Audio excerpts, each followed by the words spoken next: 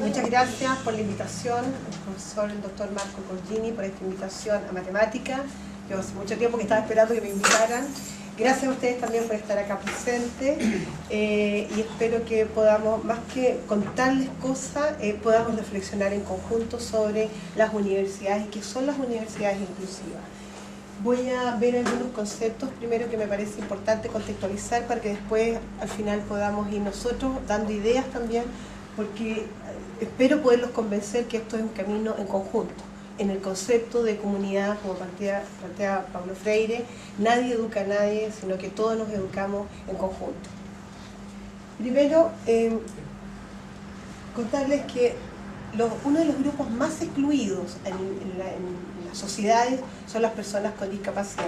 Y es así que el año 2006 Naciones Unidas hace un llamado a los estados y a la sociedad en su conjunto para que puedan crear políticas y una cultura y prácticas culturales que sean más inclusivas para respetar, buenas, ¿qué tal, profesora? Para que puedan respetar a las personas y los derechos de las personas con discapacidad. Me acaba de llegar un documento 2014, Naciones Unidas haciendo un estudio, vuelve a identificar enormes problemas en todos los estados, que se sigue conculcando los derechos humanos de las personas con discapacidad.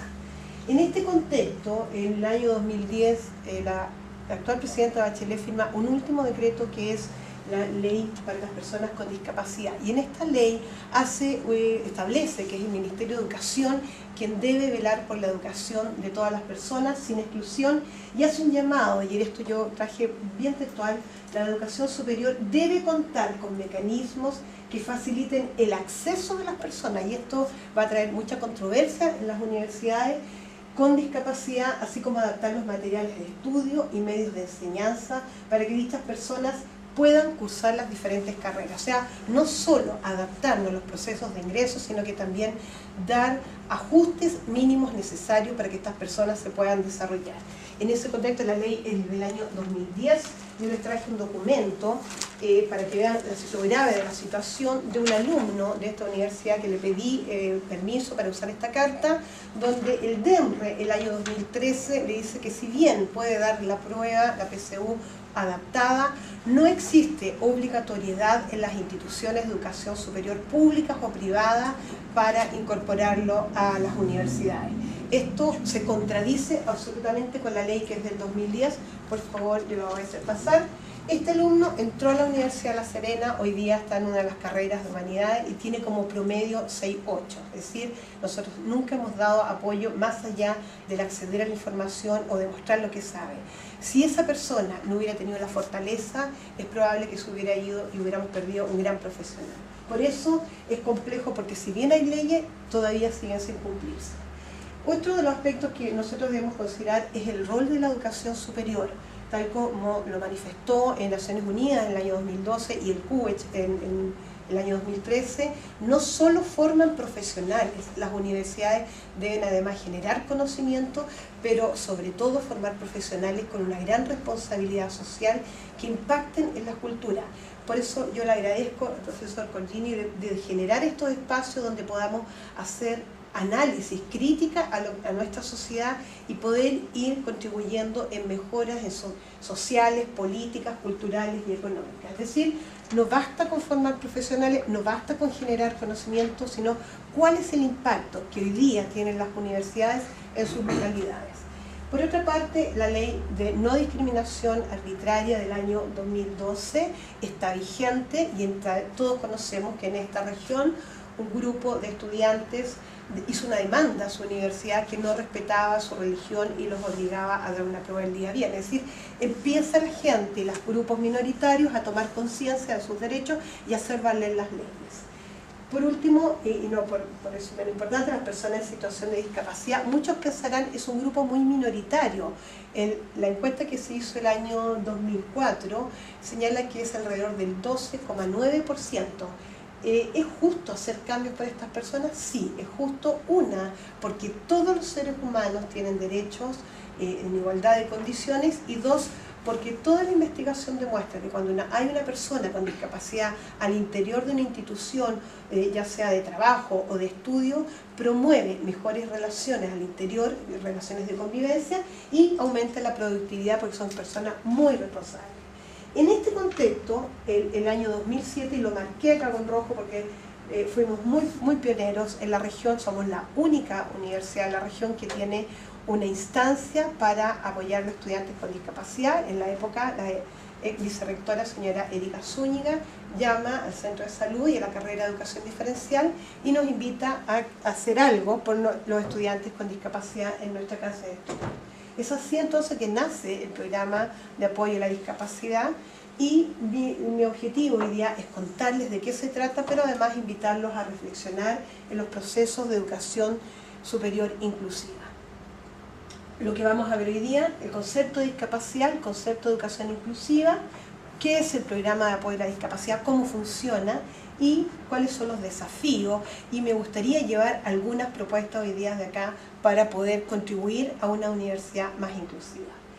Como todos sabemos, el concepto de discapacidad no ha estado exento de profundas polémicas a lo largo de la historia. Es decir, en un principio se satanizaba, decía que una persona que tenía un niño con discapacidad es porque estaba maldito, y posteriormente avanza la ciencia y se vincula fundamentalmente la discapacidad a una patología, con enfoques más actualizados, con un modelo social.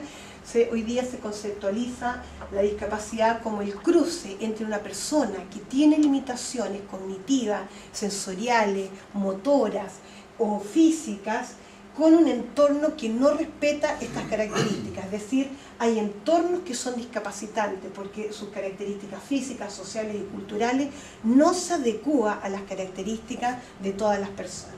Por lo tanto, es crítico para nosotros poder analizar esa relación que hay entre una persona con una limitación y un entorno discapacitante para poder determinar los apoyos mínimos necesarios y asegurar que esa persona pueda aprender y por lo tanto desarrollarse y ser partícipe de la sociedad en términos igualitarios para construir sociedades más democráticas y más justas.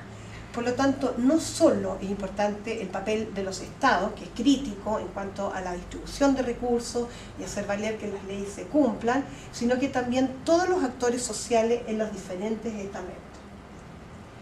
¿Cuántas personas en Chile con discapacidad? Sabemos que es un número menor entre comillas, porque la verdad es que para esa persona es tremendamente impactante tener una discapacidad porque hace profundas limitaciones y los entornos no los estamos adecuando. Una de las mayores discapacidades, el 31%, es una discapacidad física, es decir, para movilizarse, para trasladarse, y la discapacidad visual, que muchos de nosotros nos vamos a ir haciendo discapacitados en este ámbito visual, producto de nuestro trabajo, ¿no? Las otras discapacidades, como ven ahí, tienen un porcentaje menor. ¿Qué es lo más grave? Que las personas con discapacidad en nuestro país, en la gran mayoría, pertenecen a un nivel sociocultural medio o bajo, y esto implica que deben generar sus recursos para poder mantenerse, para tener una vida acorde a condiciones de calidad. Por lo tanto, merecen una formación altamente cualificada para que puedan acceder a puestos de trabajo mejor calificados. Y ahí entonces la importancia de que los estudiantes puedan llegar a un nivel de enseñanza superior, los que tienen habilidades para ello, y asegurar desde muy pequeños que tengan todos los apoyos necesarios para que puedan cumplir con este sueño de llegar a la educación superior, entendiendo educación superior, universidades, centros de formación técnica y centro de formación profesional. ¿Te puedo interrumpir una sola? Sí. Esto parece extraño porque uno pensaría que en una población debería ser una distribución homogénea. Eso simplemente por la capacidad de rehabilitación que tiene la clase alta, digamos, o media alta. Pareciera ser que hay mejores medios para la prevención, hay mejores medios también para asegurar la gestación de los niños.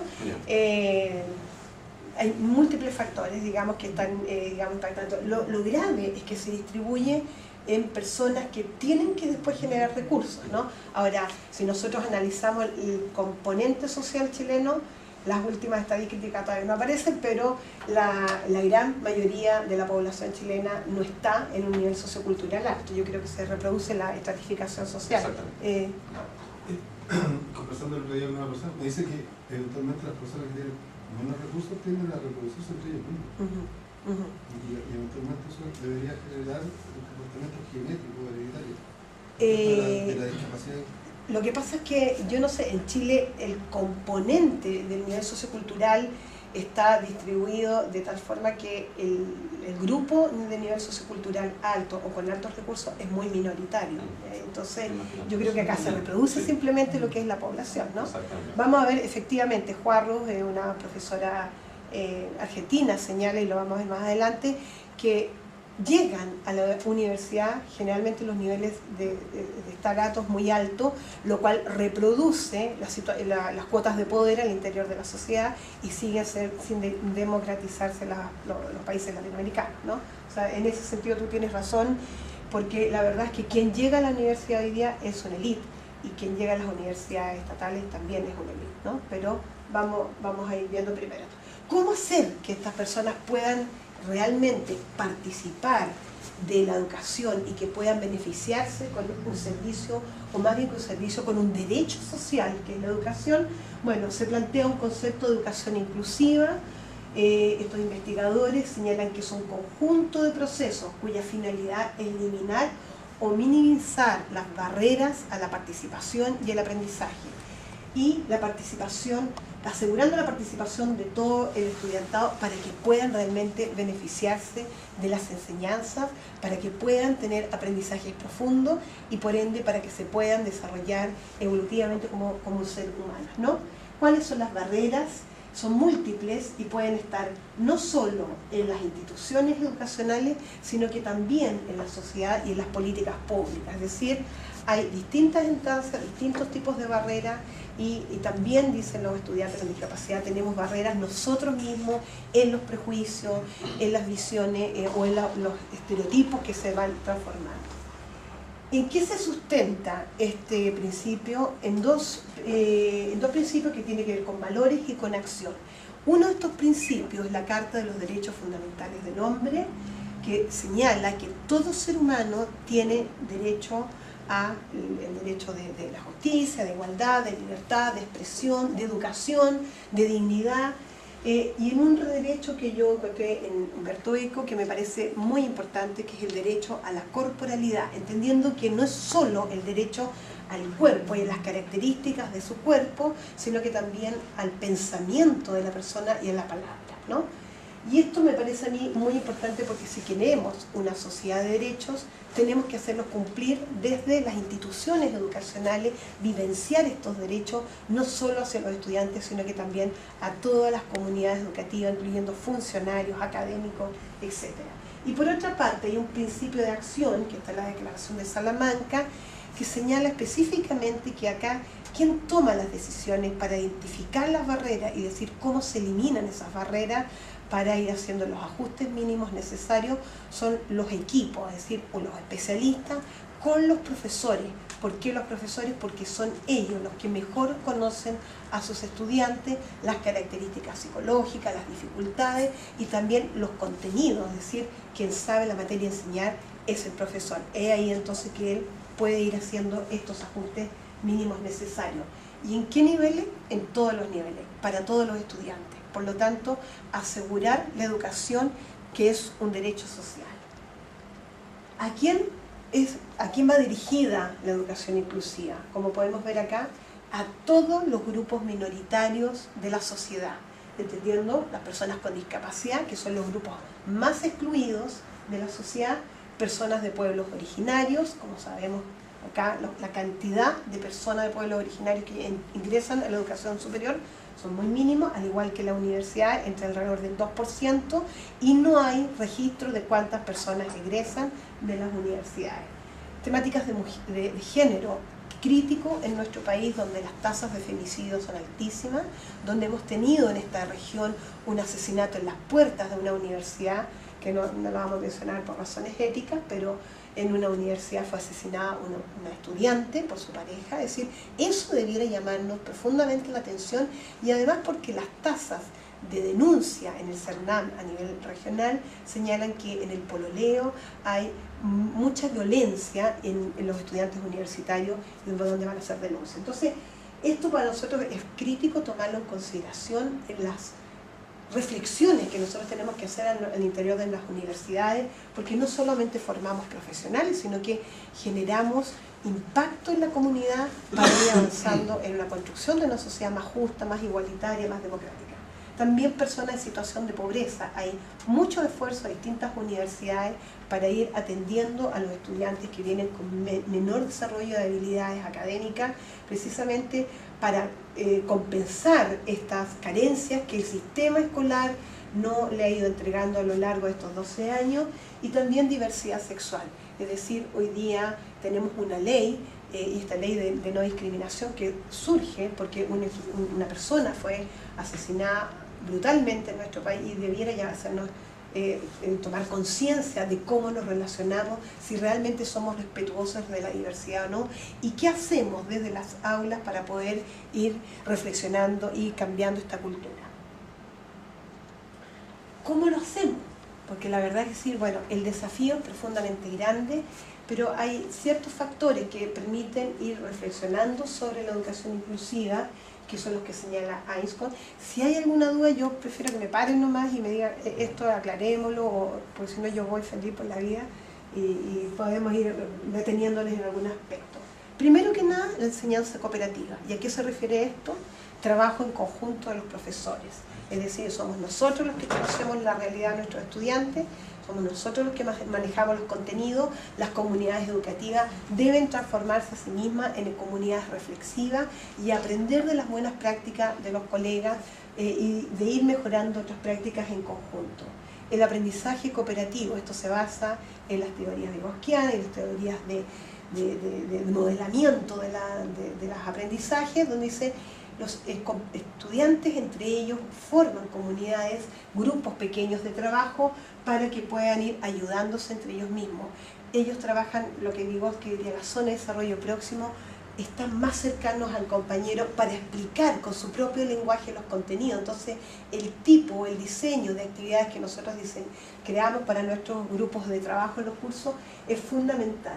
Y las personas que están excluidas, nosotros debemos favorecer que sean incluidas en estos pequeños grupos de trabajo para asegurar, por una parte, el aprendizaje de esos estudiantes, pero para asegurar, por otra, y muy importante, que sea incluida socialmente.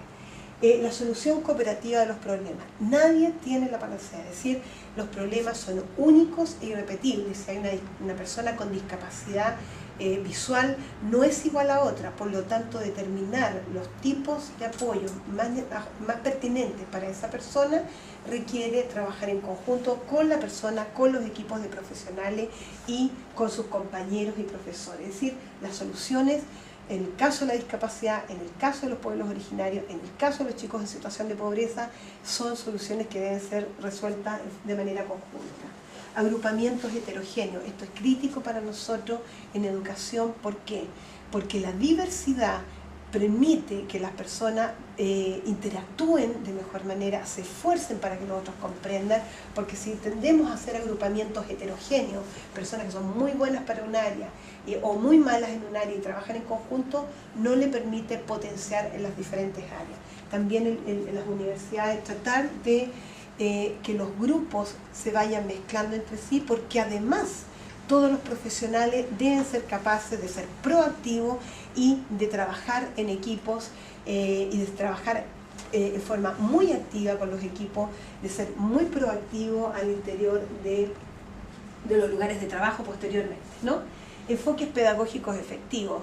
Hay muchas propuestas que ya están probadas científicamente, buscarlas, trabajar con esas propuestas, ir haciendo las adecuaciones a las instancias correspondientes. Sistemas de aulas de referencia, es decir, si hay alguna temática de algún estudiante con profundas discapacidades o realmente que no está entendiendo, está hoy día la DIDOC, está el CAP para los estudiantes de primer año, está la sala de recursos, es decir, hay instancias dentro de la institución que pueden recurrir para buscar apoyo y esto está dado por las instituciones, es decir, las instituciones y las organizaciones educativas en su conjunto, en los distintos niveles, deben proveer los apoyos necesarios para los profesores para que puedan llevar adelante la inclusión. Y estrategias de aprendizaje alternativa, en algunos casos muy específicos. Hay estudiantes con discapacidad visual que requieren de ciertos instrumentos o de ciertas metodologías para poder trabajar en conjunto, ¿no? Eso básicamente está señalando a eso. ¿Cuál es el objetivo de la educación superior inclusiva? Primero que nada, hacer mejoras en las instituciones, es decir, mejora no solo del tipo educacional, sino que administrativa, no solo para el estudiante, sino que para los funcionarios y su familia. Es decir, las mejoras apuntan hacia el interior de la universidad y al interior de los distintos estamentos, docentes, funcionarios y estudiantes. Incrementar el sentido de pertenencia de todos los miembros. Nosotros, a medida que uno va revisando, es decir, efectivamente nos sentimos todos pertenecientes a la universidad, son todos valorados en la universidad. ¿Miguel? Cuando dicen mejora en la organización educacional, ¿a qué te refieres? En comunicación, en valores, en gestión, en planes de mejora, es decir, todo lo que permita crear una cultura institucional y donde la gente se sienta acogido, valorado, que participa, que se puede desarrollar, a eso se refiere. Respeto, poder expresar las ideas libremente, poder reflexionar y que las ideas de mejora sean consideradas también. Eso. Disculpa, que en ese punto, por ejemplo, es como complicado en el sentido de que cuando somos académicos, claro, o sea, perfecto, o sea, que las ideas se vean, que la persona se pueda desarrollar, pero cuando una persona es una secretaria, por ejemplo, y que siempre tiene que hacer lo mismo, ¿cómo hacemos eso? La solución está en el grupo. O sea, yo soy una conductora, yo les pregunto a ustedes, ¿hay capacitaciones para los funcionarios? ¿Entran como porteros y mueren como porteros? En el sentido que jubilan como porteros, ¿o hay carrera funcionaria? ¿Estamos realmente permitiendo, hola, ¿qué tal? ¿O hay realmente capacitación para que se pueda ir desarrollando esa persona? Pero es pregunto. Que, nada, claro, ¿no? porque el trabajo que realizan las instituciones en general, sí. No pueden hacer una carrera funcionaria, por ejemplo, ya una secretaria que vaya ascendiendo y que llegue a ser, no sé, pues, otra jefa cosa. de secretaria o capacitación en... porque hay una jefa, no hay, todas no pueden ser jefas. Entonces, si pasaría eso, no se acaba más la universidad, porque se fija, la parte interna, porque son pequeños los espacios, digamos. No hay cabida para otro en un puesto, entonces ahí queda eso como letra muerta, porque al final, ¿cómo yo hago que una secretaria se desarrolle y vaya ascendiendo en su trabajo si no tengo más puestos? Pero que el trabajo lo puede hacer mejor, no necesariamente ascender. No, pero supongamos que el trabajo lo hace bien, como lo que hace la persona. Lo puede mejorar, ¿no?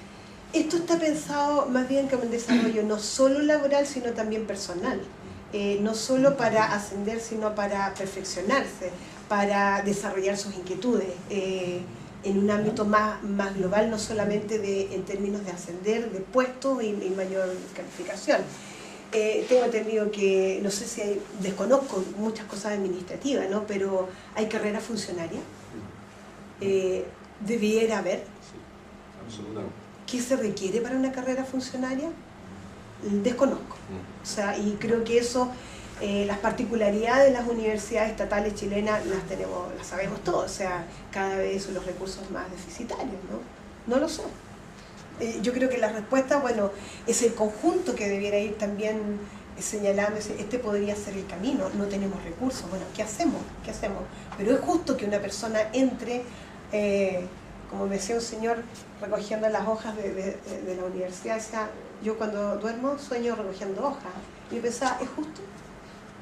Es justo que si nosotros queremos impactar en la sociedad, esta persona siga haciendo un trabajo repetitivo y monótono, no lo sé. Y aparte que entra en G10 y se jubila en G10, o sea, ni siquiera en su escala de remuneraciones tiene ninguna posibilidad siquiera de ir mejorando. Eso es lo más patético. Eso a lo mejor debiéramos reflexionar y pensar si los funcionarios están contentos con esta situación, les gustaría modificarla, o a lo mejor están súper contentos y dicen, por ejemplo, me siento. Lo que dice Gustavo está bien, o sea, está bien que en la parte de remuneraciones vaya siguiendo, pero al final de cuentas, la institución, independiente de cuál sea, necesita que una persona recoja hojas. ¿Qué va a hacer? Necesita que una persona haga tal cosa, pero si esa persona que hace tal cosa después hace otra, tenemos que tener otra y así sucesivamente, pero eso no... O mejorar cómo recoge hojas, porque yo pienso, no es justo que esta persona duerme y lo único que sueña es recoger hojas, ¿no? Entonces, es un ejemplo muy burdo, pero yo estoy pensando, bueno, ¿cómo mejoramos las condiciones laborales también de las personas para que sean más felices? O también otras actividades la universidad le ofrece, yo tengo entendido que sí ofrece hoy día cursos de capacitación, cursos de recreación, para ir desarrollándose no solo en el mundo laboral, somos más que lo laboral, somos un ser humano ¿Puedo hacer un integral, ¿no? comentario? Sí, Claro, por favor. lo que pasa es que yo creo que uno tiene la tendencia acá a fijarse en los objetivos inmediatos, en el sentido de la satisfacción inmediata de algunas necesidades básicas como son el sueldo, etcétera. Pero si esta es una universidad, a lo mejor habría que repensarla de otra manera. Incluso el perfeccionamiento, tomando en cuenta que la persona podría no estar en la universidad. Es decir, si somos una universidad, a lo mejor deberíamos darle la oportunidad a aquellos que son funcionarios, no sé, secretarias, etcétera, a tener alternativas que generalmente los otros no tienen, aunque eso implique que eventualmente los podamos perder. Capaz, me parece que esa la sería profesión, una que buena, estudie la profesión. no estar pensando en que voy a estar preparando a mi secretaria para que siga siendo secretaria y no tenga otra alternativa, incluso fuera de la universidad. No sé si las universidades lo piensan así, a mí me ha pasado, no tengo problema en decirlo. Alguna vez alguien me dijo, no, pero es que el funcionario no tiene ningún sentido que estudie esto porque no es de pertinencia para la institución. Yo creo que sí es de pertinencia para la institución que una persona que está dentro de ella tenga un mejor nivel cultural, etcétera, y tenga además la posibilidad, aunque sea un trampolín, de salir de acá y de hacer otra cosa que sea diferente a ese trabajo monótono que tiene permanente. O sea, es mirar la universidad de una manera diferente. Probablemente tenga que ver con la redefinición que vamos a tener que hacer como país sobre las universidades estatales. ¿Cuál es el rol que tenemos que cumplir? ¿Vamos solamente a pensar internamente o vamos a pensar como el aporte a la sociedad? Y no nos va a importar formar un funcionario con una profesión que después se va a ir, pero hemos aportado a la sociedad para que elevar el nivel cultural de las personas. No lo sé. Eso es una decisión que tendremos que tomar en conjunto, ¿no? Lo otro, incrementar el sentimiento de pertenencia de todos. Todas las personas de la universidad, los estudiantes, funcionarios, académicos, se sienten profundamente identificados con la organización, con nuestra organización. Desarrollar actividades para su formación profesional, es decir, acá actividades con alto nivel de exigencia, con calidad, y especialmente para todos nuestros estudiantes y también estudiantes con discapacidad. Nosotros jamás hemos planteado bajar el nivel de exigencia ni de contenido, es decir, nosotros como universidad estatal, seria, responsable, aseguramos a la sociedad que hemos formado un profesional. Por lo tanto, ¿cómo va a ser ese desarrollo? ¿Cómo vamos a generar actividades que permitan aprendizajes profundos y significativos a nuestros estudiantes? Desarrollar actividades para la formación ciudadana. No basta un profesional, tiene que romper esta mirada tecnócrata y entender que la función de un profesional tiene un rol ético, social, es decir, es para contribuir y mejorar en las localidades en las cuales estén insertos. ¿Cómo lo vamos a hacer? Hay un grupo de estudiantes con mucha conciencia social y otros que no. Bueno, ¿cómo vamos a ir nosotros también en este sello, que es un sello de la Universidad de La Serena, ir desarrollando un mayor compromiso social de nuestros estudiantes? ¿Cómo vamos a eliminar barreras al aprendizaje y la participación? Es decir, no solo los estudiantes con discapacidades, sino que también los estudiantes que vienen con un desarrollo de habilidades digamos, habilidades académicas más descendidas, sin por ello ser menos inteligentes, es decir, que no han tenido la oportunidad de exponerse a estrategias metodológicas que permitan desarrollar otras funciones como otras habilidades cognitivas como resumir, abstraer, generalizar, el pensamiento creativo, pensamiento crítico y reestructurar la cultura, políticas y prácticas. A lo mejor no cambiarlo todo, pero sí hacer pequeños cambios para ir avanzando en la construcción de una organización educacional inclusiva y por ende de una sociedad más inclusiva, ¿no?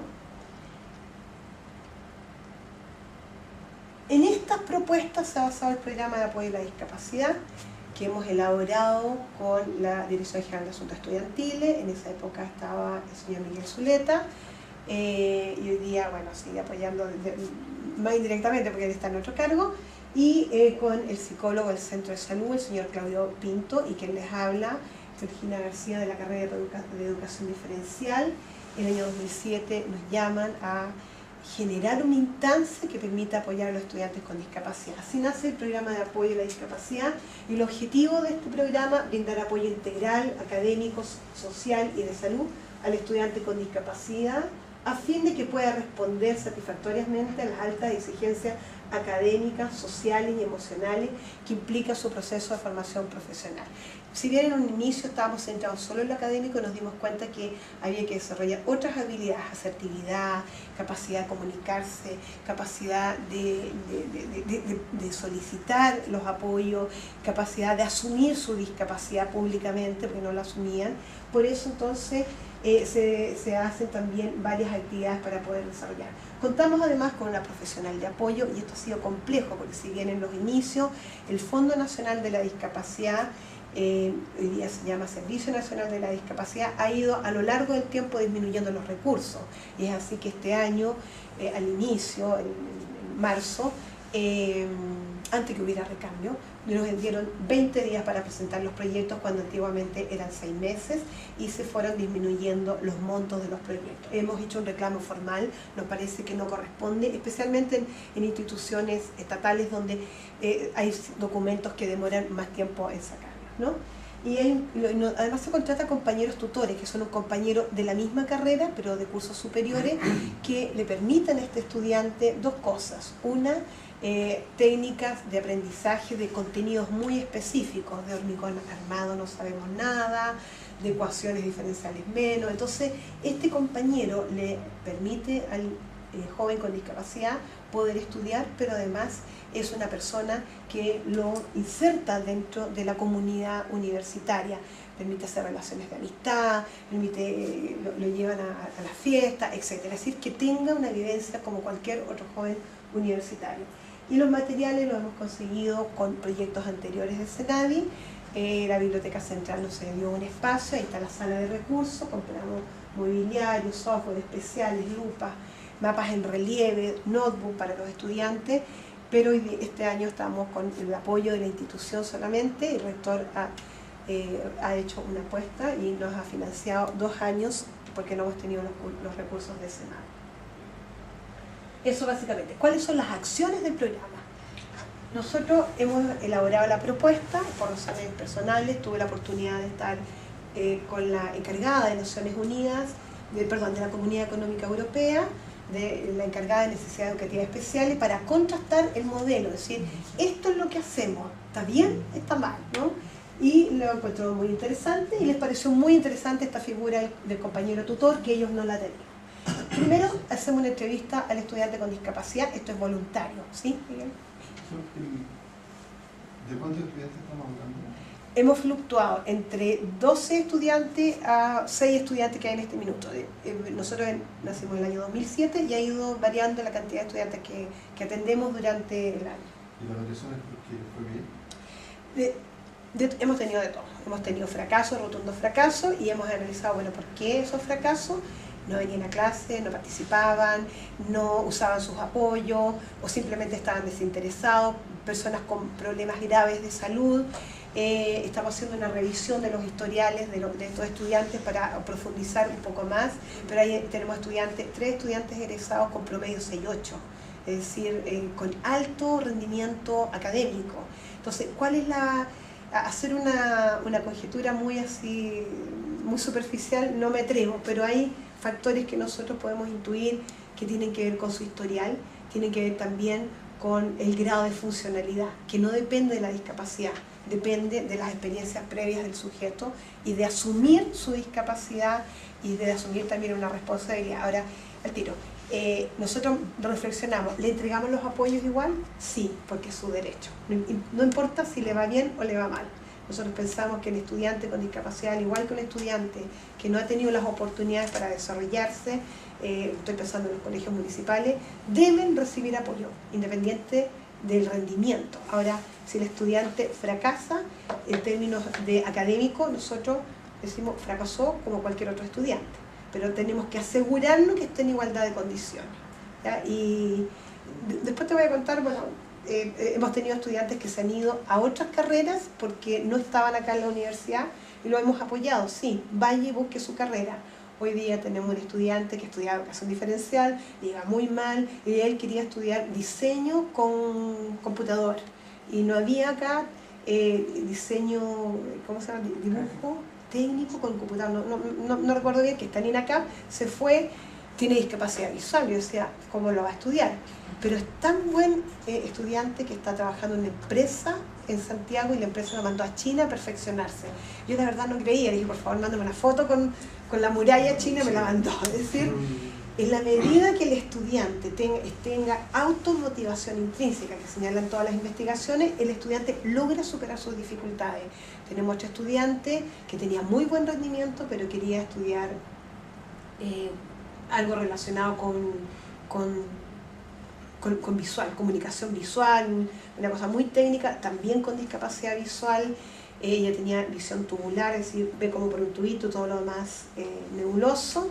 Tenía un programa especial para editar y se fue a estudiar a INACAP y ha tenido excelentes resultados. Es decir, no es la discapacidad o la limitación física, sensorial o cognitiva el impedimento, sino que realmente que esté convencido logra superar esa dificultad, como cualquier otro estudiante. Por favor, profesora.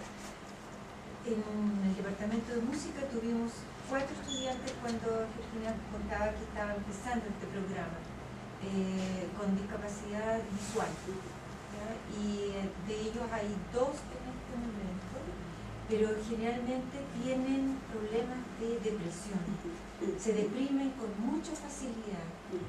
Y bueno, hay toda una situación en el departamento, incluso esto de negar su discapacidad.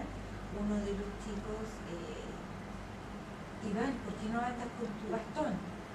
Y se sentía incómodo, no quería que los demás supieran que él no veía, entonces anda con tremendos lentes negros y hacía el tacto con las paredes, o me llamaba a un compañero para que le sirviera el lazarillo, y bueno, entonces hay esa situación, ¿verdad? Nosotros hemos vivido esa experiencia, los 4 quedan 2, uno que ya quedan 4 años. Y uno que egresó, hay uno que egresó con muy buenas notas también, ¿no? Pero la verdad es que nosotros, el apoyo es voluntario. La persona tiene que acercarse a nosotros informamos, usamos todos los medios, pero es el estudiante que va a buscar el apoyo. Sabemos que hay estudiantes con discapacidad en la universidad que dijeron no necesito apoyo, yo lo voy a hacer solo, y nos pone muy contentos porque además hacemos seguimiento, cómo les va, bien, y hay otros que no muy bien. Tenemos el caso de algunos estudiantes de música que no iban a clase, que decían que no entiendo, bueno, pero venga, acérquese, nosotros podemos ayudar. No, entonces también nosotros respetamos, porque es una de las propuestas de la convención y de los derechos de las personas, es decir, recibo o no recibo apoyo, asumo mi discapacidad públicamente o no, y eso también tiene que ver con el derecho de la intimidad. Entonces nosotros simplemente esperamos. Cuando llegan a nosotros, bueno, ahí nosotros vemos, conversamos con el estudiante, ¿cómo quieres o qué es lo que tú necesitas para poder acceder a la información y para poder demostrar lo que tú sabes, ¿no? Este viernes vamos a dar un taller abierto para todos los académicos de la Universidad de La Serena que quieran participar, y les vamos a enseñar específicamente cómo trabajar con un alumno ciego, cómo con un alumno con discapacidad auditiva o discapacidad motora, y consecuente con la inclusión, que no es solo de nuestra universidad, sino de toda la sociedad, también hemos invitado académicos de la región, de otras universidades.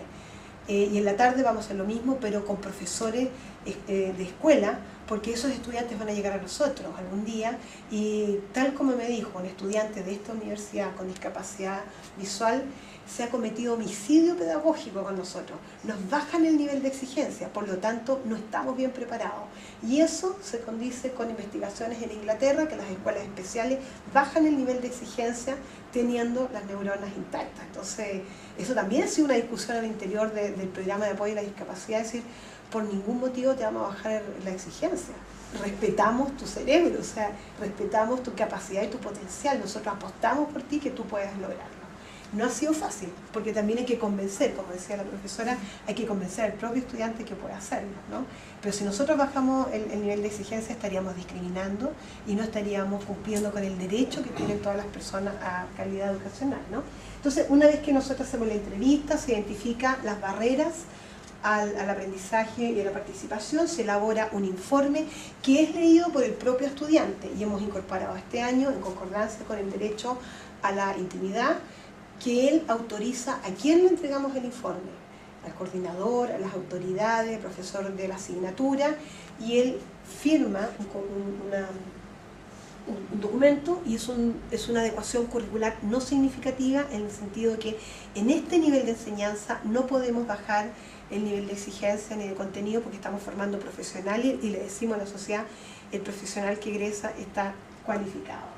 Talleres de técnicas de aprendizaje, una vez al mes con la profesional de apoyo, los compañeros tutores que hemos tenido recursos de la Dirección General de Asuntos Estudiantiles, se los contrata como un ayudante académico y se supervisa las sesiones de estudio con los compañeros. Controles médicos, precisamente, tienden a resfriarse más, tienden a hacer cuadros de estrés o de depresión, precisamente por la cantidad de desafíos que tienen. Talleres de habilidades sociales y comunicacionales con el psicólogo del centro de salud, y desde el punto de vista social, para poder potenciar sus habilidades sociales, se promueve la organización de los estudiantes, la agrupación por la inclusión de la discapacidad de la Universidad de La Serena. Hemos estado dando charlas motivacionales con los propios estudiantes con discapacidad, a los colegios, a la familia, a sus profesores. Ha sido tremendamente importante, porque eso le ha permitido al estudiante con discapacidad asumir su discapacidad, y por otra, ir creando en los niños que están hoy día en los colegios que sí se puede llegar, pero que requiere mucho esfuerzo para ello. Seminarios, congresos disciplinares a nivel nacional e internacional.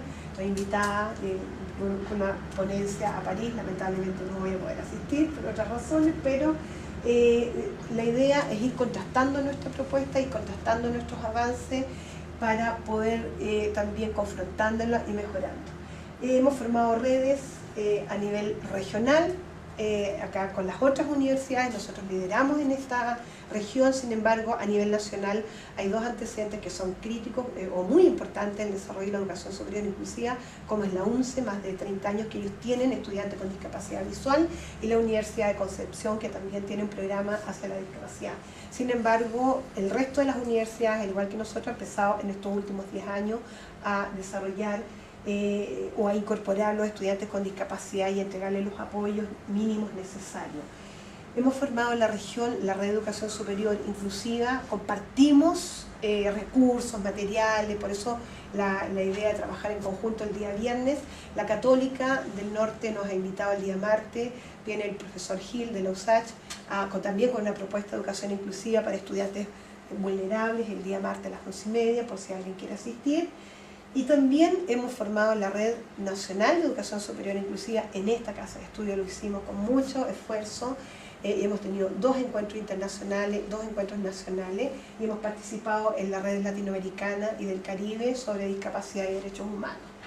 Y en este contexto de la inclusión impulsamos un convenio con CERNAM, precisamente pensando que hay ciertas temáticas que nosotros como universidades estatales debemos trabajar, que son la mirada de género, y CERNAM, en un convenio que se hizo entre Rectoría y la, digamos, representante de CERNAM, nos dictan talleres gratuitos para identificar violencia de género y derivar a instancias correspondientes.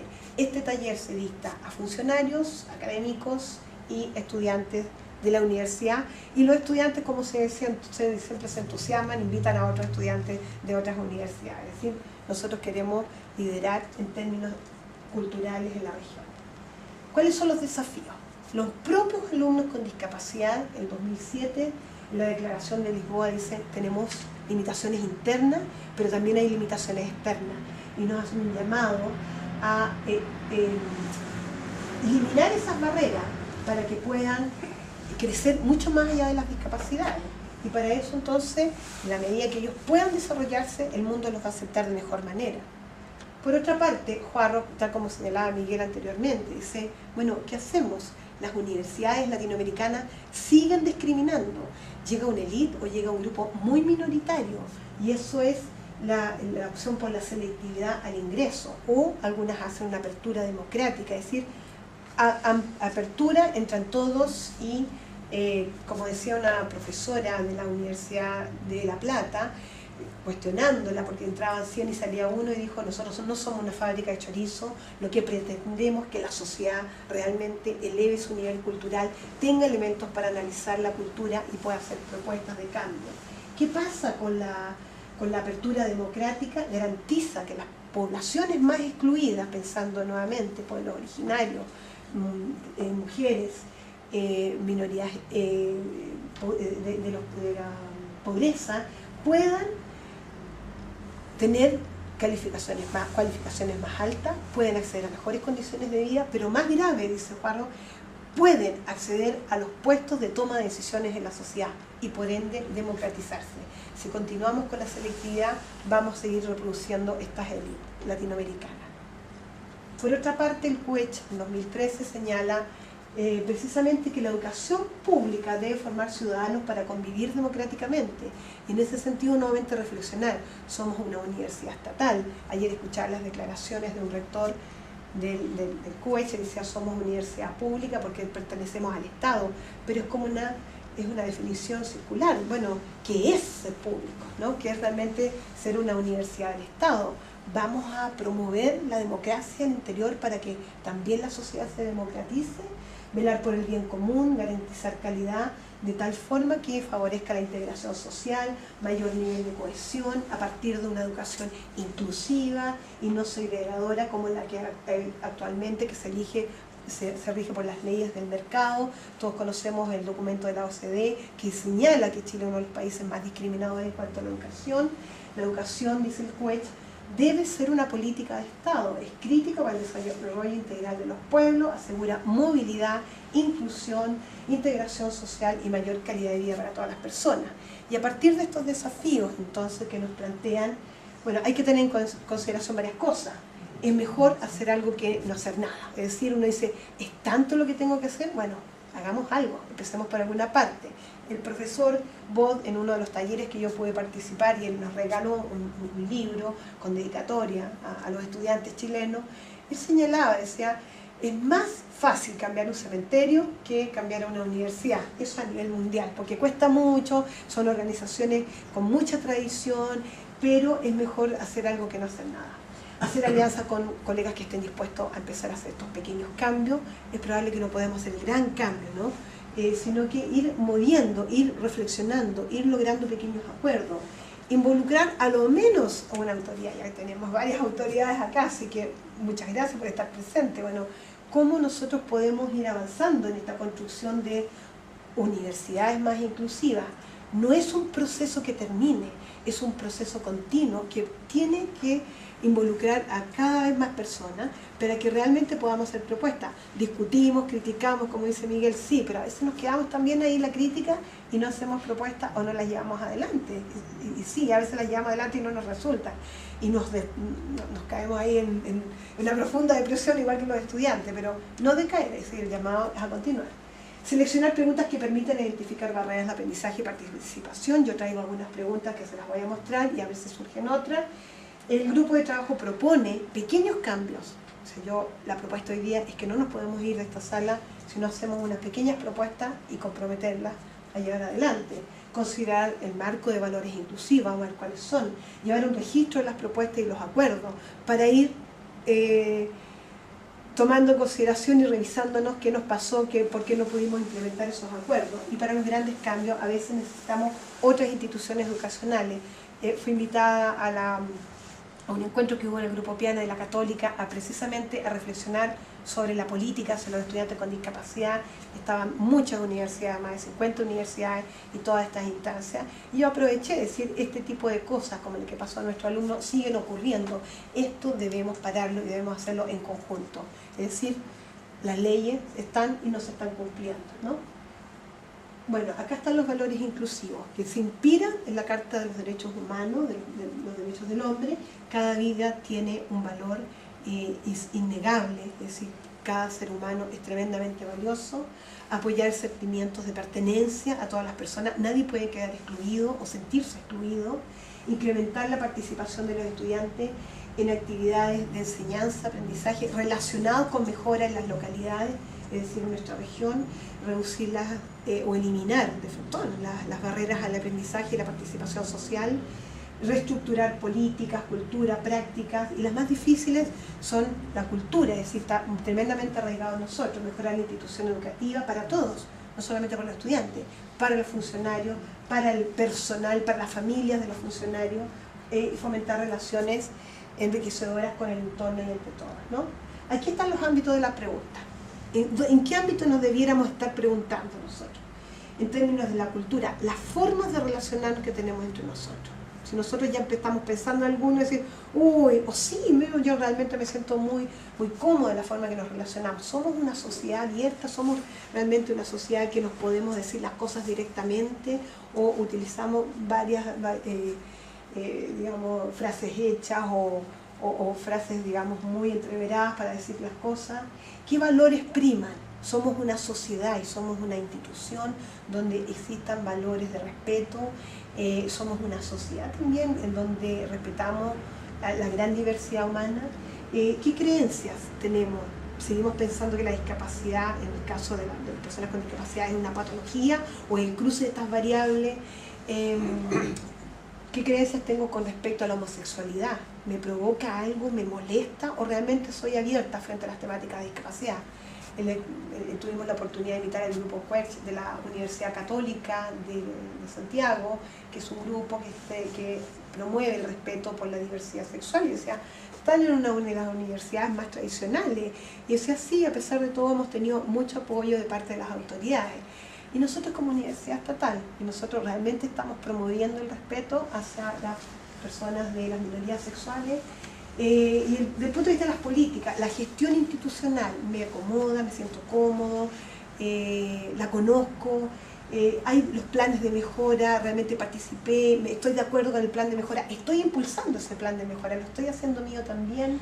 Y las prácticas educacionales, cómo estoy enseñando, cómo está enseñando mi departamento, cómo está enseñando mi carrera y cómo están aprendiendo, porque una cosa es que nos fijamos en la enseñanza, pero ahora veamos si realmente nuestros estudiantes están adquiriendo aprendizaje en profundidad. ¿Dudas? ¿Propuestas de preguntas? Propuestas de preguntas entonces. Y esto es la invitación que les traigo ahora. Veamos estas preguntas, veamos si las podemos contestar entre todos, veamos si nosotros tenemos algunas ideas con respecto. Por favor, si la pueden ver entre dos, es lo que sí, la vemos entre dos, acá están las preguntas. Desde el punto de vista de la cultura de nuestra institución, nosotros pensamos que todas las personas se sienten bienvenidas acá.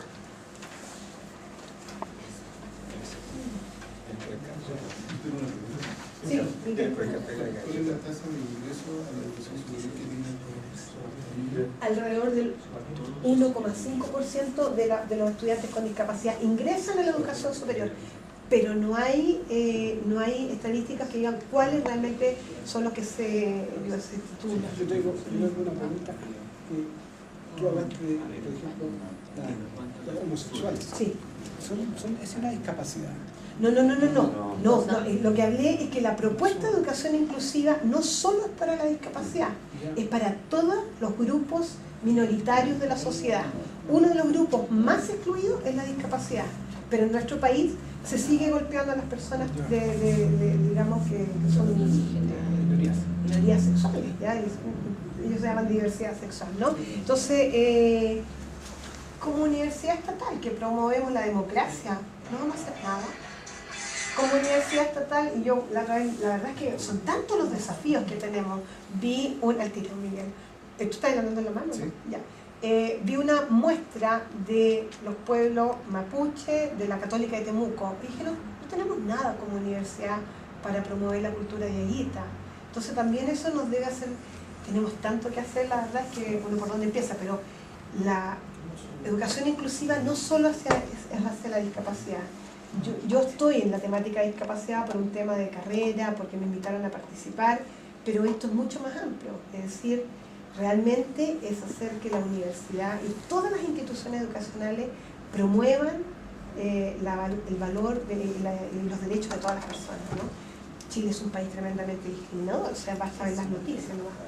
Miguel. Y clasista, creo que más que discriminador, es No lo clasista. Respecto de ese 1,5% que habla, qué se está haciendo? Los alumnos no están interesados en la educación superior. ¿Qué es lo que está sucediendo en esa realidad? No llegan, o sea, llegan muy pocos a educación media. A ver, todas las propuestas de apoyo. Lo que pasa es que la educación en Chile es tan segregadora. Hoy día la educación diferencial, que debiera estar en todas las escuelas, no está. Las escuelas son tremendamente segregadoras.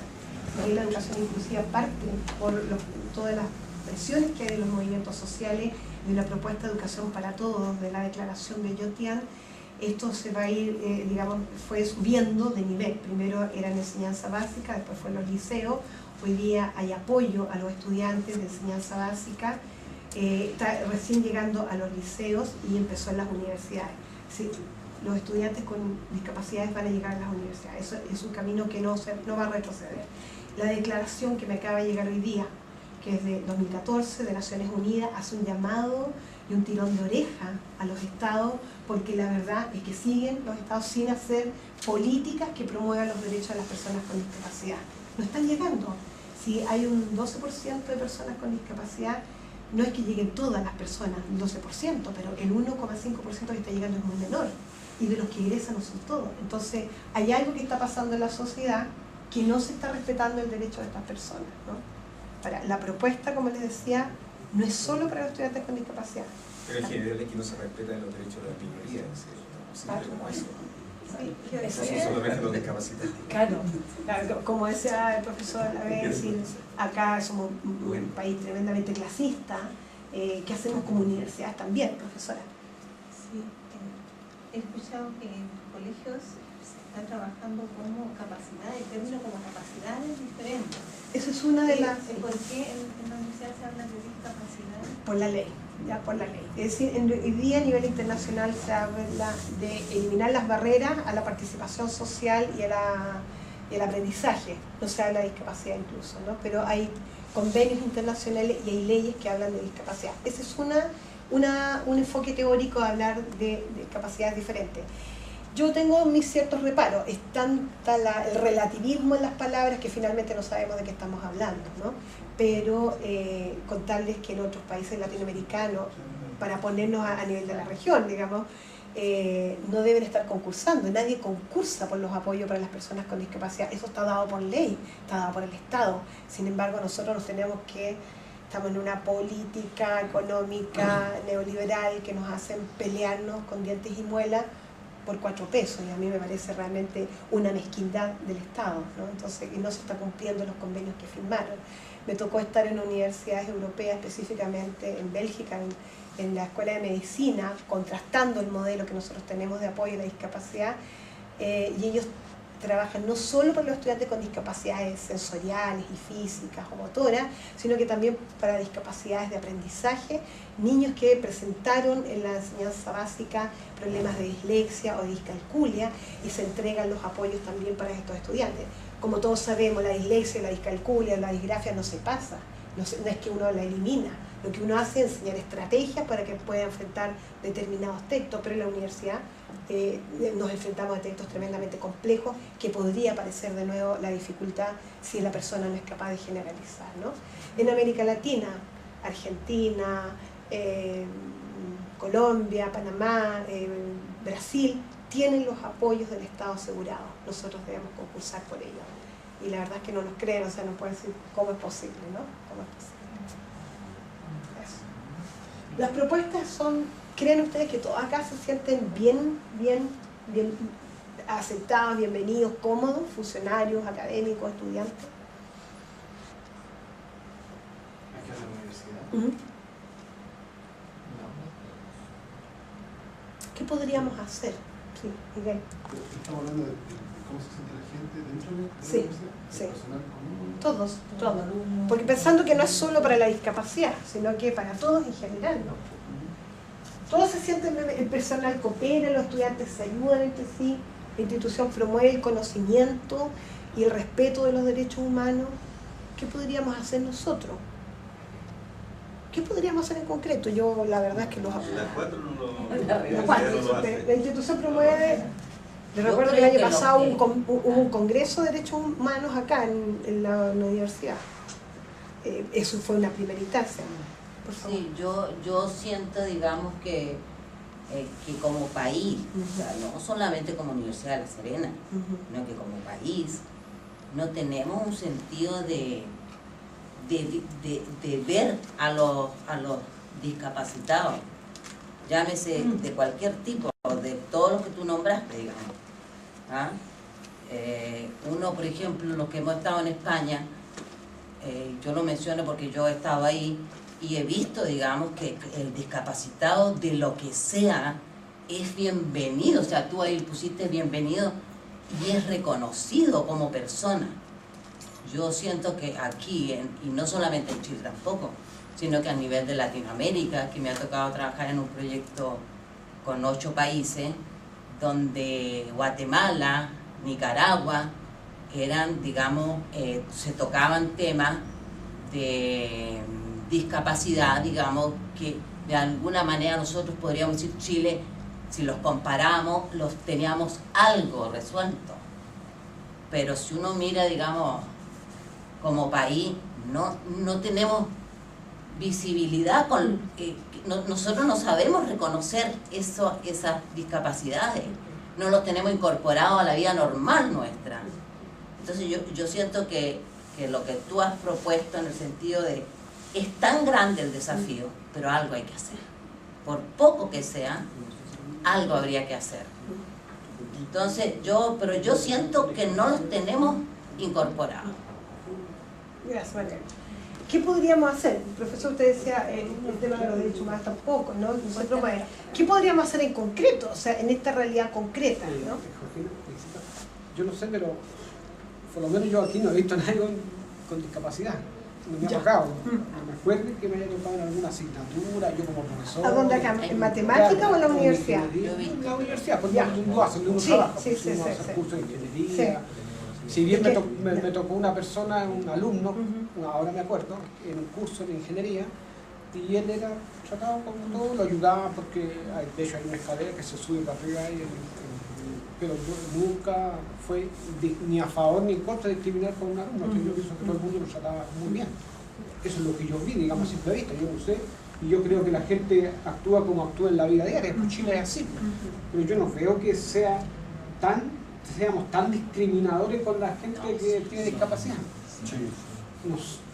No, puede ser que uno no sea. No, yo creo que uno como universidad, país, o sea, no tenemos como Marco y la profesora.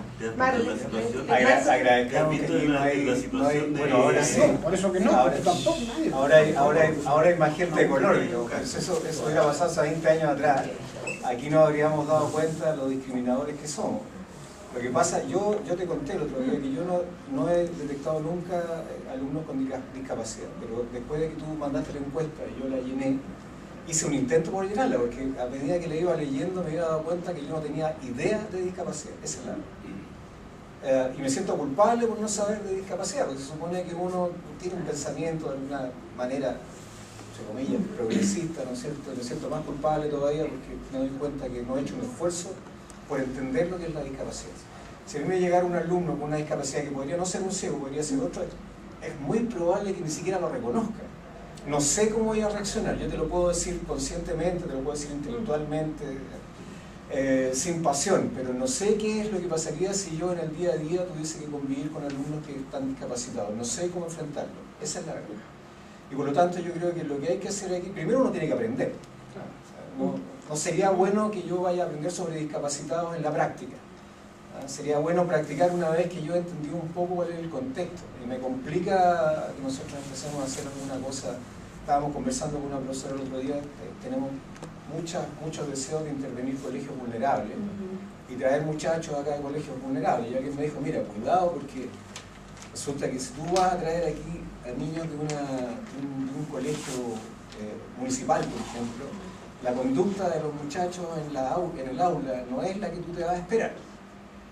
Y hay gente que ha tenido malas experiencias, ha ido a dar charlas de los alumnos están haciendo cualquier cosa cuando no se portan muy mal.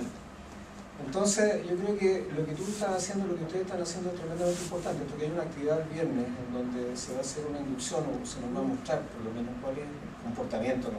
Obviamente eso no se va a resolver en una clase. me parece que es tremendamente importante. Yo no sé cuántos de nosotros llenamos la encuesta que tú mandaste. Ahora, si hay alguien que no la haya llenado, no va a salir de esta sala. Que la mandes de nuevo. Sí. Si alguien se presta después, quiere hacerlo, que la llene, porque yo creo que es tremendamente importante. Uno al leer se da cuenta cuáles son las limitaciones que uno mismo tiene respecto del tema.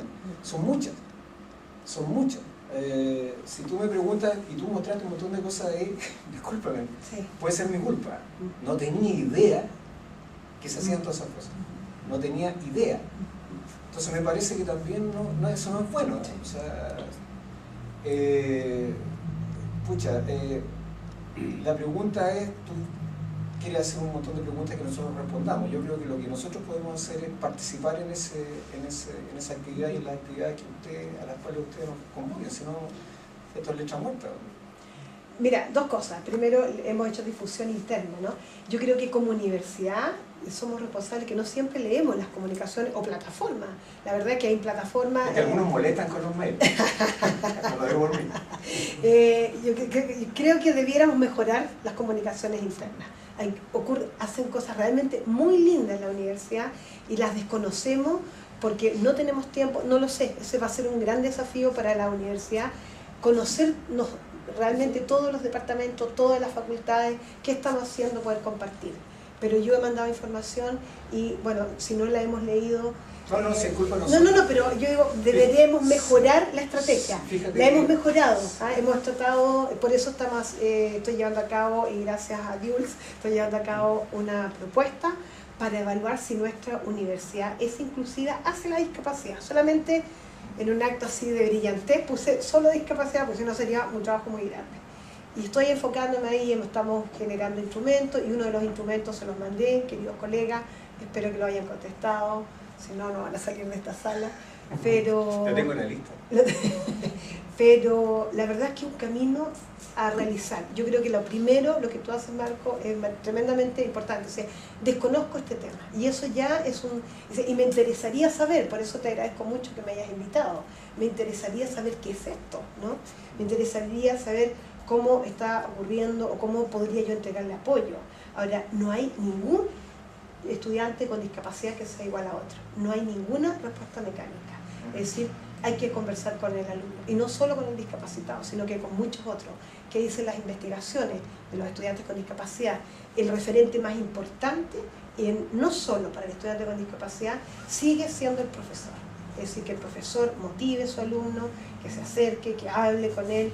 La verdad es que tenemos alumnos que son flojos, que no vienen, que dan ganas de estrangularlo, pero si tú conversas realmente, uno se da el tiempo, descubre grandes dramas a veces humanos y puede generar estrategias con ese alumno y recuperar ese alumno que pueda terminar su proyecto de vida. Yo creo que eso es tremendamente importante. El llamado es ese, entonces acercarnos a nuestros alumnos, darnos el espacio realmente para hablar con ellos.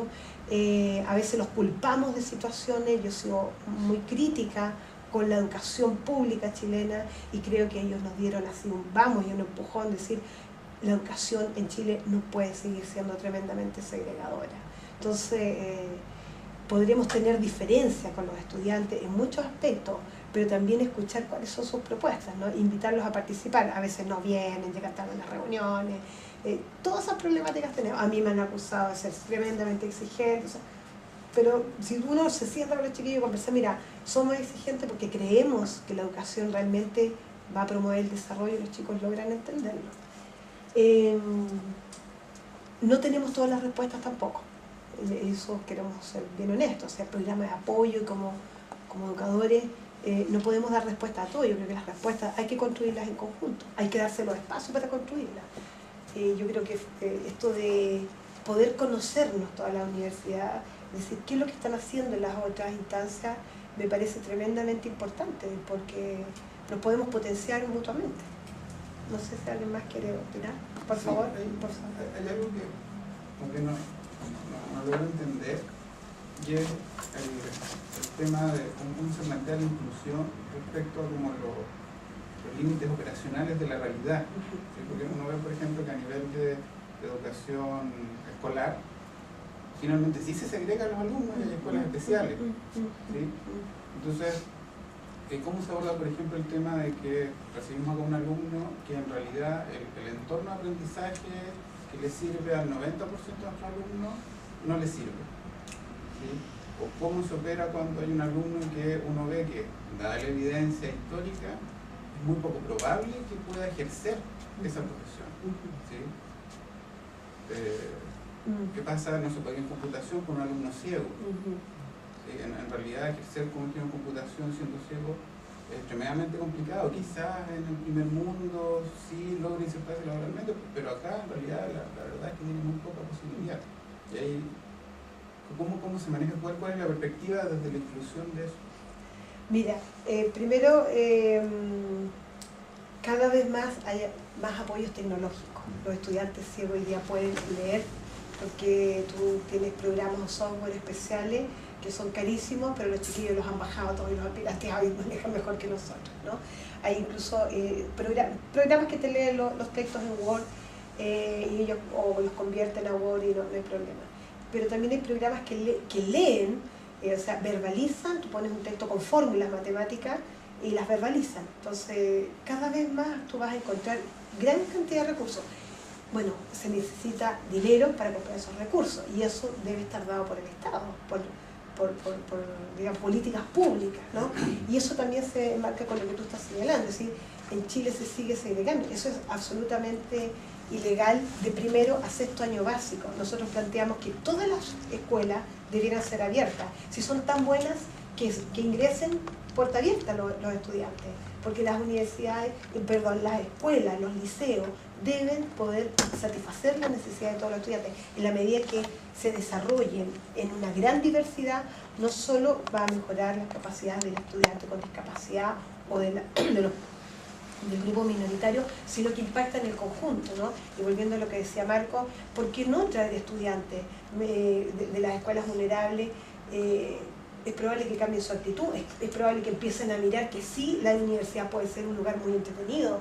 Tengo alumnos que viven en lugares muy vulnerables de esta región que fueron golpeados por sus vecinos porque era el único universitario en su población. Entonces eso nos está diciendo algo grave, es decir, somos un gueto, nos encerramos para que no vengan la sociedad a ver cómo se está trabajando acá, o realmente somos puerta abierta y recibimos de una manera que los chicos puedan también sentir que esto puede ser un lugar donde él pueda acceder. Entonces también es interesante replantearnos esas cosas, ¿no? La política pública de educación diferencial en Chile sigue siendo tremendamente compleja. En los colegios se sigue segregando, que no se debe, y en los colegios hay que postular a los proyectos para dar atención a los estudiantes, a los niños, y eso no debe hacer, ¿no? O sea, es una política que atenta contra los derechos de los niños. Lo hemos manifestado en el Ministerio de Educación en reiteradas oportunidades, pero hay una política económica que destina muy pocos recursos en educación. Por favor. A mí yo me siento extraña aquí, matemático. Yo también, profesora. Los músicos tenemos somos seres humanos. Matemática, ¿no? Y digo lo extraño porque yo digo, parece que estoy en otro planeta. Porque todo lo que tú has expuesto y lo que aparecen ahí en las preguntas, nosotros lo hemos vivido en música. Tenemos alumnos gay, tenemos colegas y alumnos y estudiantes afroamericanos, de color. Tuvimos una secretaria que fue perdiendo poco a poco la visión y era discriminada y a veces se enojaban con ella porque veía que una alumna le ayudaba, porque ella al tacto escribía, pero a veces cometía cierto error, entonces una alumna le iba y le ayudaba, uno iba y le decía qué cosa. Bueno, tenemos 4 estudiantes no videntes ciegos, que ahora hay 2 y una la luz esta, que se llama Luz, está egresando, ¿no? Entonces hemos tenido de todo, matemáticas, ¿no? Sí, han habido, pero no nos permitieron decir el chico. Eso es lo que tú decías, el 90% y el 10%. Está la dirección de docencia que se ha preocupado de estos estudiantes, donde ha implementado programas de mejora para estos estudiantes que vienen desnivelados por su educación municipalizada que es distinta. Y yo creo que en matemática también No, pero espera, es que en ese sentido es probable que si tú detectas la diferencia de los alumnos que vienen del colegio municipal, pero hay otro tipo hay otro tipo, por ejemplo, en matemáticas sobre todo sería muy difícil reconocer a un niño autista de otro, de una persona normal. Porque el autista eventualmente puede ser hasta muy buen matemático, entonces yo no voy a discriminar porque yo no sé, no soy un experto en niños autistas, entonces tengo que vivirlo. A mí eso es lo que me conflicta, que tengamos que vivir una cuestión. Mira, me ha tocado ver en el caso de los colegios, a propósito del autismo, cuando los colegios se dan cuenta de que los niños son autistas, porque no se nota inmediatamente, lo primero que hacen es llamar al papá y decirle, ¿sabe qué? Nosotros no estamos capacitados, no todos, estoy hablando de algunos, no estamos capacitados para tratar a su niño, le recomiendo, parten con le recomiendo y lo coloque en un sitio especializado. Si a mí me llega un niño autista, que es probable que esté un estudiante, un ciego obviamente lo voy a reconocer, y otro tipo de, seguramente, deficiencias también, que en general aquí no son muy comunes. Las diferencias sociales sí, pero esas nosotros las reconocemos rápidamente. Pero otro tipo de discapacidades no. Entonces me complica que nosotros como universidad, como institución, no solamente esta institución, en general, en el país, ese conocimiento sea demasiado básico. Sobre todo en instituciones que están dedicadas a la enseñanza. Mira, en relación a eso nosotros, al tiro, profesor, tuvimos un encuentro nacional y nosotros hemos sido muy abiertos en concordancia con esto de ser inclusivo, vienen todas las universidades públicas y privadas, o sea, porque nosotros pensamos que la disciplina o los valores tienen que ir avanzando. Vino una universidad que no la voy a mencionar por razones éticas, de la quinta región, que lo habíamos conversado, Marco, donde dice, estamos llenos de chicos con características autistas, no sabemos qué hacer. Es decir, los chicos están llegando a la universidad. En esta universidad acaba de entrar un chico con autismo, bastante marcado, digamos, entró por la PSU, es decir, que tiene habilidades cognitivas, tiene las capacidades para estudiar, tiene las capacidades. Entonces, ¿cómo vamos a trabajar con él? ¿Lo vamos a segregar porque no sabemos qué hacer? ¿O vamos a sentarnos a pensar y con el propio estudiante y con la familia de este estudiante y entre nosotros apoyarnos, decir, tengo miedo, no sé cómo hacerlo? ¿Qué hacemos? ¿Cómo podemos ir avanzando? Yo los invito a conversar con el estudiante, a conversar con la familia. Ahora, ¿nosotros somos partidarios de la discapacidad cognitiva? No sabemos, hoy día no sabemos cómo un estudiante con limitaciones cognitivas pueda generalizar el pensamiento, aplicar conocimiento científico. Por el momento no. Pero quizás eso es difícil. Hay una universidad que tiene otra propuesta, pero nosotros realmente el alumno no va a pasar. Claro, pero es poco probable que eso pase. Bueno, pero hay otras universidades que tienen un discurso de bajar tanto el nivel de contenido y de adecuaciones que finalmente crean otro, para no decir nada, crean otro título. Nosotros pensamos que eso sería un poco ético, ¿ya? Y por eso decimos solamente limitaciones sensoriales, físicas o mentales, por ejemplo, como qué sé yo, depresión, otras, ¿no? Pero ¿qué hacemos? Porque el llamado es que hay que respetar los derechos de todas las personas. Está dentro de nuestra universidad. ¿Qué hacemos? El desafío es grande porque no está claro si a nivel internacional esto no tiene más de 10 años. O sea, recién ha partido, digamos, ¿no? Miguel. Entonces, pareciera, atendiendo lo que conversaba Mauro, que en realidad se nos ha implantado un modelo de que la universidad trae un éxito profesional, trae un éxito del mercado. Y pareciera que dejamos de lado que la universidad es un espacio donde uno puede cultivar el conocimiento per se. Y desde esa perspectiva, si después voy a ganar lucas, no voy a ganar lucas, si voy a poder vivir, no voy a poder vivir, parece que ese concepto de universidad desapareció. Y la pregunta que te hacía yo respecto de la tasa de alumnos que eventualmente entran a la educación superior, tenía que ver justamente con eso. O sea, cuando yo me tocó el otro día conversar con personas que atienden personas con discapacidad y me decía que efectivamente la enseñanza básica tiene un trato distinto y la enseñanza media no, y participan con tutores y van a colegios normales, y pareciera ser que nosotros como sociedad no preparamos a los individuos el estudiante, si no va a la universidad, o no va al CFT, o no va al instituto, pareciera que no sabe ganarse la vida. Entonces, desde esa perspectiva pareciera que nosotros hoy día, aprovechando esta coyuntura, debiéramos como repensar un poco cuál es nuestro modelo de educación, desde la formación inicial hasta la educación superior. Y entendiendo de que a lo mejor la formación técnica debería salir desde la enseñanza media, ¿no? O sea, en algún momento alguien nos dice o elige, no, yo voy a llegar hasta acá y voy a ser feliz igual en la sociedad. Pareciera que es como el momento de empezar a pensar o a conceptualizar lo que necesitamos como sociedad. Eso ya son palabras mayores, ¿no? Es decir, una reflexión. ¿Dónde va la educación? ¿Va solamente el mundo laboral? Perdón, la prueba PISA solamente ve habilidades laborales. Y eso es uno de los grandes cuestionamientos de la prueba PISA. O sea, hay otros aspectos que no está considerando.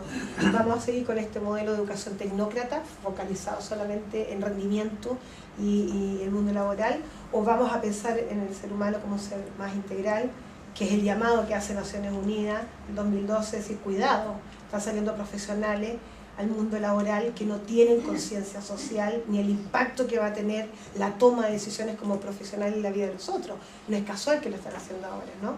Si queremos un desarrollo sustentable, bueno, tenemos que tener profesionales acordes a esto. Entonces, eso es un gran desafío que tenemos por delante. Un gran desafío también cuál es el rol de las universidades estatales, y vamos a tener que repensarlo y sentarnos a pensar qué realmente queremos hacer. O sea, si realmente queremos ser inclusivos, en concordancia con una universidad pública que piense en un proyecto de país, vamos a tener que hacer cambios internos, y es probable que nosotros también cambios internamente nosotros. Es decir, Marco dice, a mí me da temor, y bueno, a todos nos da mucho temor de no meter la pata con un estudiante. Un profesor de una carrera me decía, la verdad es que no sé cómo trabajar con los alumnos ciegos, no tengo idea. Y yo le decía, profesor, acá estamos. Nosotros tampoco tenemos todas las respuestas, pero las vamos a construir juntos, ¿no? Como acotación, la persona con la que yo conversaba era la profesora de educación básica, egresada de la Universidad de La Serena, y que es no vidente. Ya. Como te digo, nosotros estamos abiertos a ayudar a los estudiantes con discapacidad, pero eso es voluntario. Yo los llamo a ustedes que si ven a algún estudiante, le avisen, acá están. No podemos ir nosotros a buscarlo porque sería no respetar el derecho a la intimidad, ¿no? Bueno, yo no quiero quitarles más su tiempo, yo sé que estamos en la hora. El desafío es este, colega. O sea, realmente queremos ser universidad estatal congruente con las políticas de inclusión educacional que se dictan a nivel internacional, o nos quedamos... ¿Te quieres hacer una pregunta? Sí, por favor, profesor. Mira, más que una pregunta, quería divagar un poco. Estaba pensando que, a propósito de lo que dijo la colega, hay carreras que se prestan para ciertas discapacidades.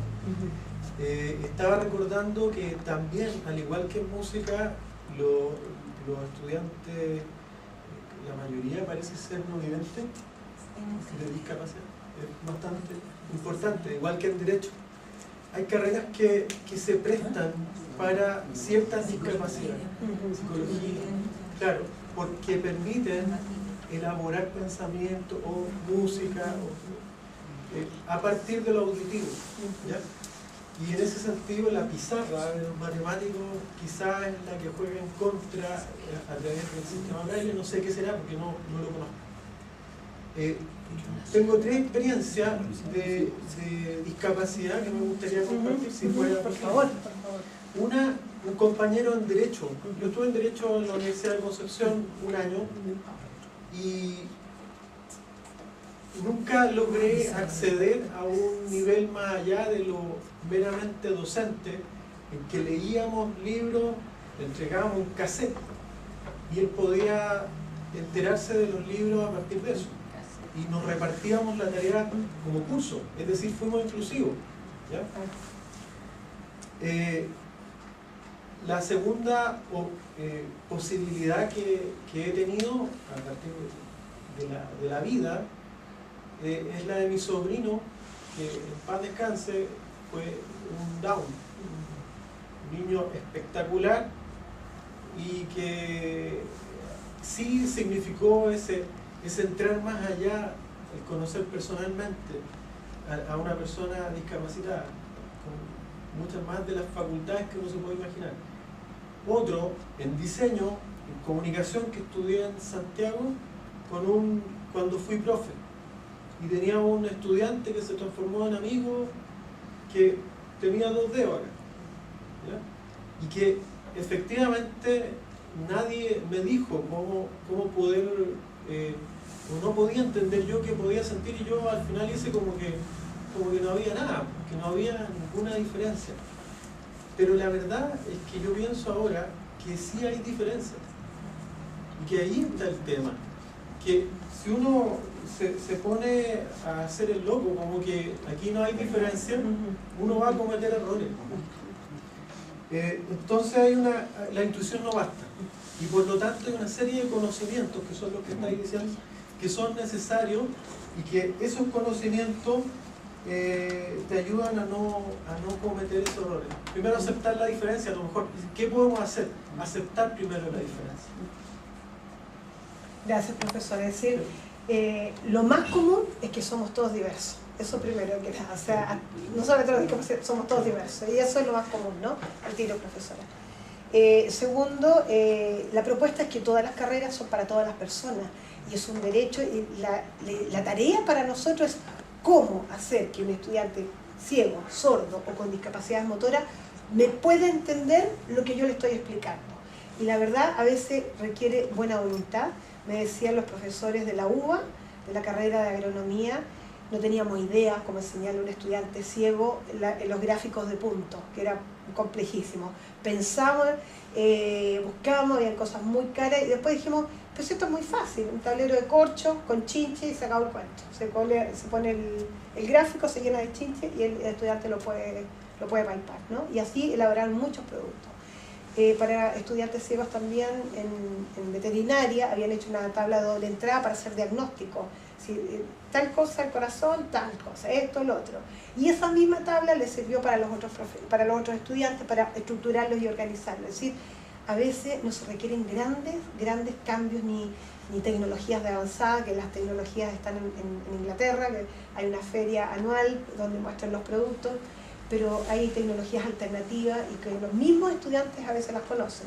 Usted señalaba los audiolibros. Los estudiantes con discapacidad pueden inscribirse en las bibliotecas de audiolibros y se los mandan gratuitos. Nosotros estamos formando en nuestra pequeña biblioteca de audiolibros, ¿no? Pero en realidad el desafío es como, bueno, ¿qué hago yo para cambiar la actitud? Y es lo más difícil, profesora. Yo quiero también en este cierre dejar claro que en música hemos tenido esa experiencia, pero es mucho la discriminación. O sea, tanto colegas como estudiantes no aceptaban a sus compañeros ciegos con discapacidad motora, o alguno una vez llegó auditiva también, pero ¿cómo? Un joven homosexual era discriminado por sus profesores y lo dejaban al final mala nota porque era gay. O sea, hemos vivido esas experiencias también. O sea, la labor de ustedes no solamente está con los niños, sino también con nosotros, porque de abrirnos a este mundo académico que estamos viviendo ahora, ¿no?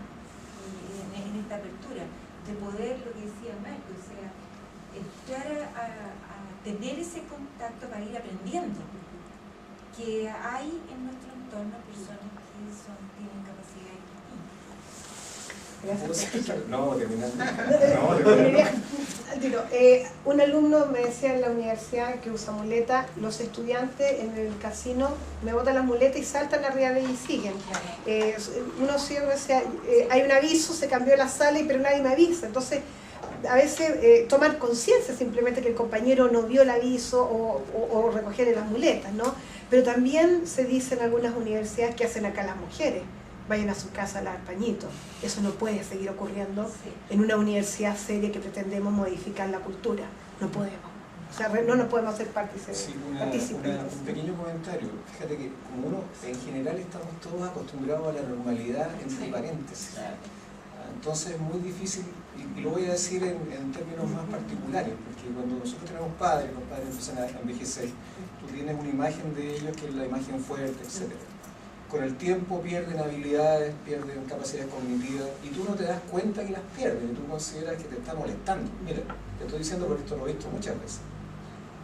Entonces, no te escucha y te molesta que te pregunte 3 veces, 4 veces, 5 veces la misma cosa. No te das cuenta. Imagínate que eso pase con gente que tiene una relación afectiva contigo cercana y una relación de apego. Lo difícil que es hacer eso mismo con un extraño, una persona que tú estás conociendo recién. O sea, es una cosa que tú tienes que aprender, inevitablemente. ¿Cuál es el problema cuando te enfrentas con una persona que tiene un curso contigo? Que ese problema lo tienes que resolver rápido. O sea, no puedes experimentar, o sea, tienes que tratar de no experimentar con él. O sea, ojalá, si tienes que hacerlo, lo haces. Pero lo mejor sería, yo creo que lo que tiene que hacer la institución de educación superior, y poniendo un esfuerzo, obviamente, cada uno de nosotros, es tratar de aprender desde la expertise el trato con la persona discapacitada. Porque, como insisto, si es difícil con un pariente, con alguien cercano, imagínate lo difícil que es con alguien que no es cercano. Entonces, para evitar ese gap, tengas que aprender con dolor y el otro también tenga que aprender con dolor, yo creo que es bueno que las instituciones de educación superior implementen programas en donde se les enseñan a los profesores, se les explique, es cierto, esto es generar conocimiento, pero nosotros también tenemos que aprender. O sea, nosotros no solamente somos generadores de conocimiento, sino que además tenemos que aprender del resto cómo se hace. Ahora, yo hallo fantástico lo que hacen ustedes. Yo insisto, me declaro ignorante, es mi culpa si no he mirado los mails. El otro día alguien, no sé, en las compañías, entiendo, esto no tiene que ver contigo, pero entiendo que estaba Silvia López de Maturana y alguien me contó que estaban en un colegio con alumnos de la universidad interviniendo en el colegio y yo no tenía idea de que eso se hacía. Eso me parece fantástico. Tú te das cuenta, cuando puedes mirar un poquito de arriba a la universidad, que hay un montón de actividades que se realizan al interior de ella y que sencillamente nosotros ignoramos. O sea, lo importante, para nosotros el coloquio que tú hayas venido es fantástico en el sentido de que nosotros estamos aprendiendo, te estamos explotando aquí, te estamos estrujando, esa es la verdad. Yo les agradezco la invitación, al contrario, creo que para mí es un enorme placer estar con ustedes, conocer también los matemáticos, y la verdad es que creo que la universidad hace cosas realmente maravillosas y las desconocemos. Y no sé cómo buscar otras instancias donde podamos ser más ágiles en la comunicación para ir perfeccionándonos todos. No tenemos todas las respuestas, pero sí la disposición de compartir nuestras pequeñas experiencias. Profesor. Yo quisiera replantear mi inquietud de antes, que yo creo que no me entendieron, porque me iba por el lado de que sería solo, pero no. Sino ¿se puede, por ejemplo, en este momento cuantificar o cualificar cuánta diversidad es capaz de manejar la universidad y cuánta diversidad queremos llegar a manejar? Esa es mi inquietud en el fondo. Es decir, bueno, en 5 años más queremos admitir niños Down, jóvenes Down, o nunca vamos a admitir niños Down, aunque digamos que las tareas son para todos. Yo creo que más que si se puede, a ver, lo más, como les decía, lo más común es que somos todos diversos. No hay nadie que sea igual a otro, ¿no? Ahora, ¿cuál es el rol de la universidad? Antes de decir, estamos listos para recibir a todo el mundo, puerta abierta, o realmente vamos a hacer una selección muy estricta. No lo sé, la respuesta va a tener que venir de la universidad. Yo tengo mis propias conclusiones, ¿no? Es decir, yo creo que no estamos como disciplina todavía listos para decir vamos a trabajar con estudiantes con discapacidad intelectual severa, lo vamos a transformar en un profesional. No sabemos, estamos en el siglo de la biología, no sabemos qué va a pasar en este siglo con todas las investigaciones que se están realizando. ¿Irán a haber dispositivos para insertarlo en la cabeza? No lo sé. Pero hoy día transformar un estudiante con discapacidad cognitiva en profesional no es posible. Lo hemos conversado, esa es la postura de nuestra universidad, esa es la postura de la Oficina de Necesidades Educativas Especiales de la Comisión Europea. Es decir, no es posible. Lo demás es hacer muchas transformaciones en los programas, y finalmente no es un profesional, ¿no? Pero somos una universidad del Estado, respetuosa de la diversidad y de la democracia, y participativos y abiertos, y estamos dispuestos a nosotros eliminar nuestras propias barreras. Yo creo que ese es el desafío.